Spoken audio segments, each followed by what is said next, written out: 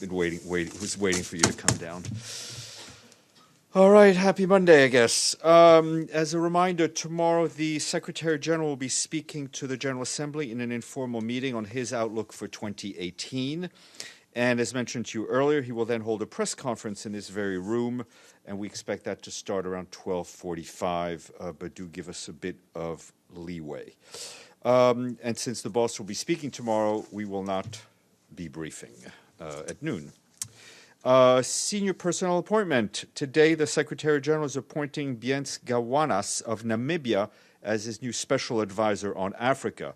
She will succeed Maged Abdelaziz of Egypt, to whom the Secretary General is grateful for his commitment and dedicated service to the United Nations. The Secretary General also wishes to extend his appreciation to David Mehdi Hammam, who served as the acting special advisor since Mr. Abdelaziz's departure. Ms. Gawanas is currently the special advisor to the Ministry of Poverty Eradication and Social Welfare in Namibia. Prior to this, she was special advisor to the Minister of Health and Social Services. A champion of women's health and rights in Africa, she has been commended for her role in initiating far-reaching campaigns such as the Continental Campaign on Accelerated Reduction of Maternal Mortality in Africa. And as you know, the Secretary General was in Colombia over the weekend, and he is now back in New York, and we expect him back in the office shortly. In a press conference concluding his visit yesterday, he expressed his concern regarding the ELN and the violent events of recent days and the possibility of escalation of clashes, which would dangerously undermine the political process and the situation of communities in the conflict-affected areas. In this context, he calls for a cessation of all armed actions and for a reinitiation of a serious and constructive dialogue with a view to meeting as soon as possible the parties' commitment to reaching a settlement of their differences by political means. He instructed his special advisor, Jean Arnaud, to take all necessary actions to facilitate the parties' return to the negotiating table. While there, he also held extensive meetings with President Juan Manuel Santos and key members of his government, during which he reiterated the solidarity and commitment of the United Nations alongside Colombia in building peace in the country. He also stressed the need for state institutions and public services to be deployed all over Colombia for the benefit of all the people in the country. On Sunday, he visited an area for training and reintegration of the FARC in Mesetas in the department of Meta, as well as local communities and demining projects in the area. While in Colombia, he also met with FARC and Catholic Church leaders, civil society representatives, and victims of the conflict, as well as the president of the Truth Commission, Francisco Duru. In all these meetings, he said nobody thought that armed conflict could be a solution to the problems of Colombia. This was a precious indication for the work of the United Nations is doing in supporting the building of Colombia in peace. And all those transcripts were shared with you over the weekend. And turning to Afghanistan, our humanitarian colleagues tell us that $430 million are needed this year to help 2.8 million people in need. According to the Office of the Coordination of Humanitarian Affairs, the money will be used to assist people displaced by conflict or natural disasters with emergency shelter and food, and treat patients injured by conflict, feed malnourished children, and assist vulnerable families in returning home after years in Iran or Pakistan. And over the weekend, members of the Security Council visited the country. This was the first council visit to Afghanistan since 2010. Colleagues at the UN mission on the ground tell us that council members got a first-hand account of progress made by the Afghan National Unity Government with the assistance of the international community in addressing a wide range of interconnected challenges. They also learned of ways they could further assist the efforts on the ground. More details are available on UNAMA's website. And our humanitarian colleagues today tell us they're concerned over the hostilities mainly targeting East Harasta, Misraba, Modira, and Douma in the besieged eastern Ghouta area of Syria. This is resulting in civilian deaths and injuries and impacting many of the nearly 400,000 people trapped inside the area. In addition to death and injury, shelling reportedly resulted in restricted movement between towns, the suspension of school exams, and limited access to local markets. At the same time, mortar attacks continued to be reported on eastern neighborhoods in Damascus, causing injuries among civilians and material damages. The UN reminds all parties of their responsibilities to protect civilians and continues to call for safe, unimpeded, and sustained access to all messages, to all people in need, including the millions of people who live in hard-to-reach and besieged areas. And from Yemen, we can finally report that today a ship carrying 4 mobile cranes purchased by the World Food Program and funded by the U.S. Agency for International Development have arrived in Yemen's Hodeidah port.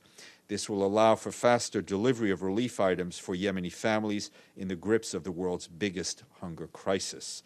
The cranes, which will be operational immediately, are urgently needed to boost the capacity of Hodeidah port, which handles about 70% of Yemen's import, including critically needed food and humanitarian supplies. With each of the mobile cranes able to handle up to 60 tons, they will significantly boost the discharge of humanitarian cargo and relief items. WFP's executive director, David Beasley, said that while the cranes will increase the port's capacity, more work is needed to avert even greater catastrophe. WFP needs better access and smooth, timely clearance of shipments. And from Libya, we are told that fighting broke out this morning at Tripoli's TAJOURA area. There have been multiple reports of casualties. However, the number of casualties are not confirmed at this stage. Some families are thought to be trapped by the fighting. Humanitarian workers are monitoring the situation. The UN reminds all parties of their obligation under international humanitarian law to take constant care to spare civilians and civilian structures. This includes taking all feasible precautions against the effect of attacks to avoid and minimize incidental civilian harm. And from the Central African Republic, our humanitarian colleagues there tell us that some 100,000 people are in urgent need of humanitarian assistance in Pawa town, including some 60,000 displaced people and 40,000 inhabitants to the town. OCHA's head of office led an assessment mission to the area a few days ago, along with authorities from the Central African Republic. Health concerns are increasing amid reports that dead bodies have been dumped in wells or lying around in villages, heightening the risk of contamination. Most of the displaced are women and children, raising specific protection concerns. Several cases of gender-based violence have been reported. More information available online. And for those of you who like facts and we're excited about what happened in 2017, I wanted to flag that our colleagues in the Security Council branch of DPA have published the 2017 highlights of Security Council practices. Is now available on the web as well as in hard copies. As in previous years, it highlights, provides an annual overview of the Security Council activities with statistical information and on the evolving practices of the Council relating to meetings, agenda, decisions, voting patterns, as well as subsidiary bodies, including sanctions. And the 2017 edition contains additional information relating to representatives of member councils, briefers, and presidential texts. It actually has some cool graphics and things like that. I would encourage you to take a look at it. Speaking of facts and numbers, the first International Forum of Migration Statistics began today.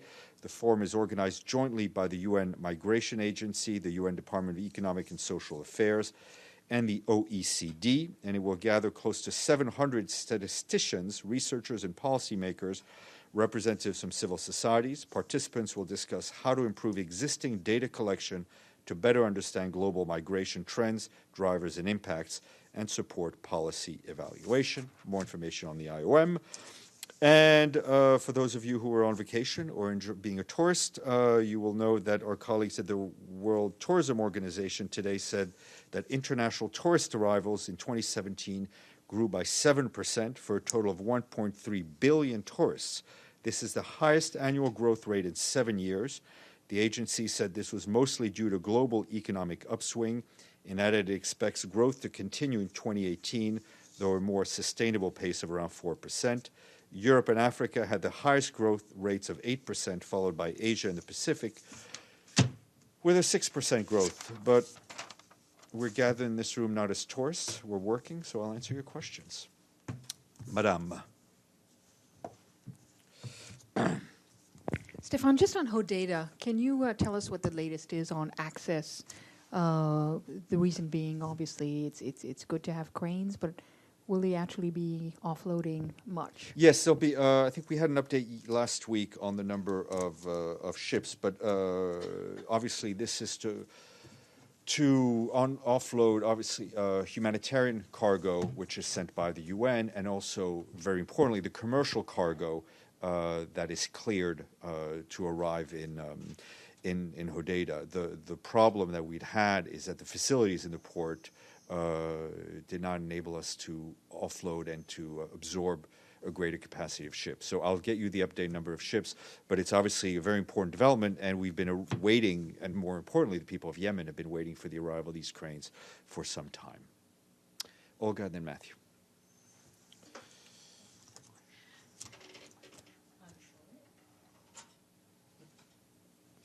Thanks, Stephane. The question about the meeting in Vancouver, about DPRK, if UN is participating or not? I'm not aware of any UN participation. I will double check, but as far as I know, there is no UN representative there. So if there is no UN representative, is it the decision to not to go to Vancouver? I'll check. First I heard of it was reading in the press this morning. I will double check. I may stand corrected, but I do not believe this involves the United Nations. Okay, Mr. Lee. Ask about Yemen and the Philippines. In Yemen, I guess it's a day of rare good news. This well-known commentator and analyst, Hisham al-Omaisi, was released. And I know you'd been asked about this in August. The Houthis released him, and I wanted to know, did the UN play any role? Do you have any comment on that? Obviously, if that's the case, we welcome his release. The other is this island of Yemen called Socotra Island. It's a UNESCO. So basically, the UAE has been building bases there, and they claim they were leased it by President Hadi, and there's now a militarization of it. And I wanted to know, since it seems to be something that's uniting various sides in Yemen as kind of a breach of sovereignty, is the UN aware of that? Is the envoy, has he ever done anything about this Socotra Island situation? I will check. And in the Philippines, the investigative online publication, The Rappler, has had its license revoked by the Duterte government today. And it's a well-known Listen, critical we stand, media. as a matter of principle, for freedom of the press and a free media. Edie. Steph, does the Secretary General have any comment on reports that the United States is planning to dramatically cut the budget for UNRWA for Palestinian refugees? We haven't been advised of anything officially. We're obviously aware, and we've seen the press reports. I think it's very important to understand a few things. One, UNRWA's mandate is given to it by the General Assembly to support humanitarian human development work. UNRWA serves, I think, some of the most marginalized population in the Middle East.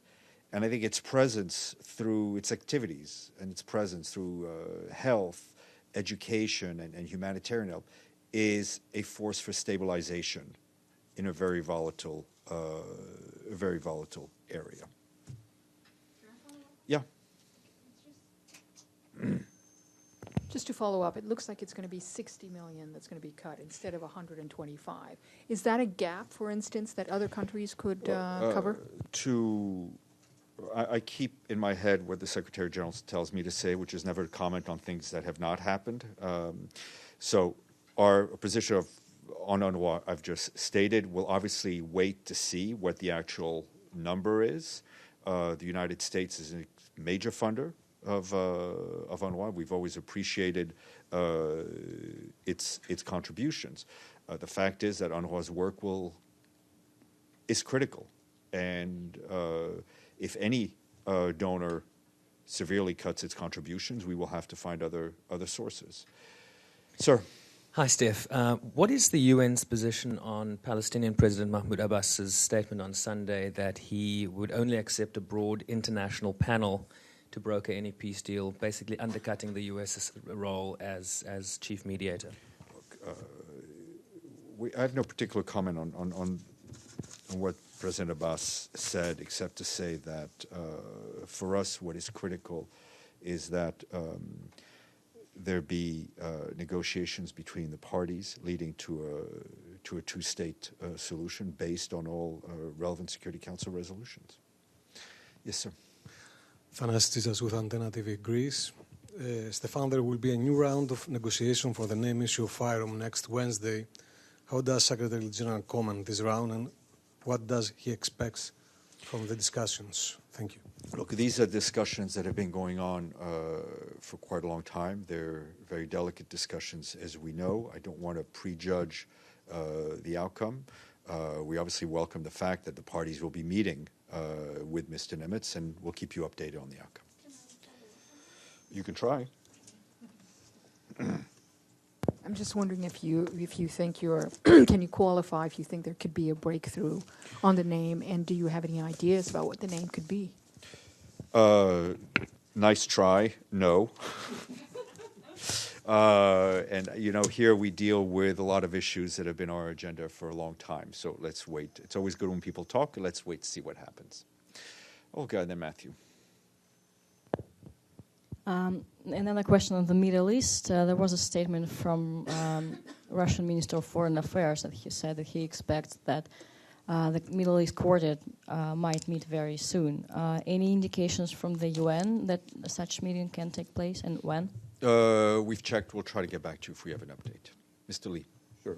I wanted to ask you again about this now 10-day disappearance of Southern Cameroonian leaders in Nigeria. Each time you've said you're unaware of it, it's getting more and more coverage. It seems to be a regional issue.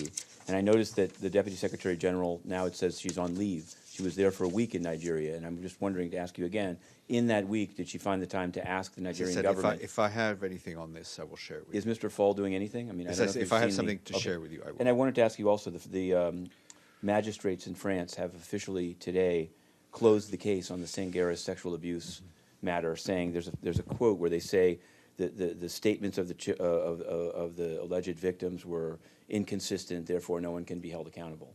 And I just wondered, given the UN's presence in the CAR, given the Compass matter, does the UN have any comment on no one being held accountable whatsoever for that report? There was a judicial process underway for which we had which is led by the national authorities, as always. I mean, and as always, the prosecution of troops is a national matter. Even more so in this case because the troops that were accused were not operating under the UN flag.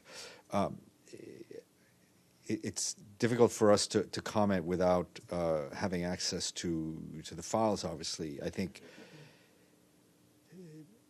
these issues having to do with sexual abuse, and alleged sexual abuse by anyone, need to be treated, I think, quickly.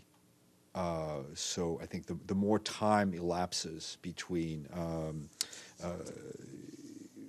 alleged actions and prosecution, the more difficult it is to go through a rigorous legal process. For our part, we are focusing on the victims. That's the Secretary General's clear intent, and we will continue to do so. And just one other thing, just on that, it seems like one of the issues, even at the time, that was raised by some critics of how the UN dealt with a variety of issues in CAR, is the way that alleged children victims are interviewed. And I know that there's Ms. Connor. Do you think, I guess, I don't know if maybe she doesn't have a direct comment on this case, but is there any move afoot within the UN? Because this idea that like children victims are inconsistent, like some of that would seem to be natural, but I know that Code Blue and others have said that the way in which victims, even of UN peacekeeping, alleged abuses have been sort of spoken to in the first time.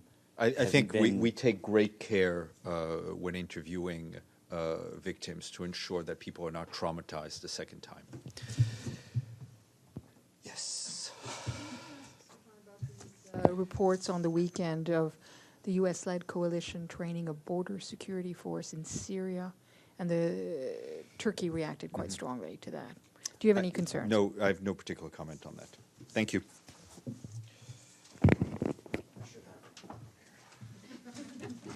Sorry.